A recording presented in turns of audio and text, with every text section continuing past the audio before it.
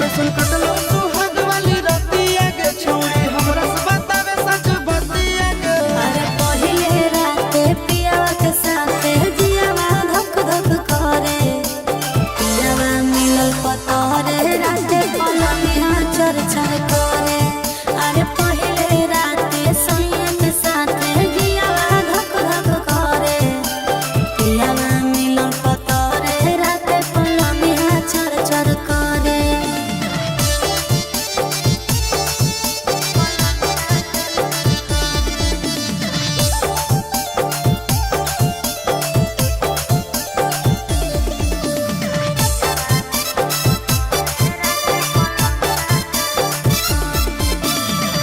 घोड़ा में साटा के पियावा दियावा बुताया रे, घुंघटा उठा के सैया जतरा बनाया रे। मुँह देखाई में छौड़ी कुछ मिला लौके ना, तोर जवानी के पानी में फूल खिला लौके ना। अरे कबो ऊपर कबो नीचे चिजवा मोर धरे, पियावा मिलल पतरे राते पलंगिया चर चर करे।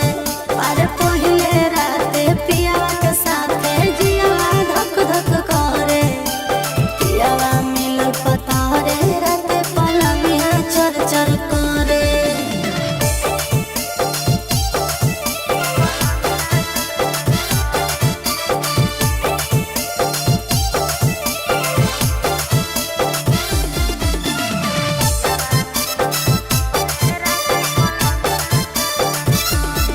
सोनवा के नथिया सैया हमारा ले लाया रे, प्यार से धीरे धीरे अपने से पहनाया रे।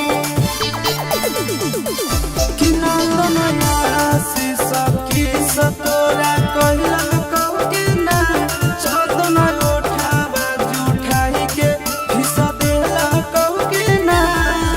अरे कोच से जे टच कैला कहू जियावा मन रे, पियावा मिलल पतरे राते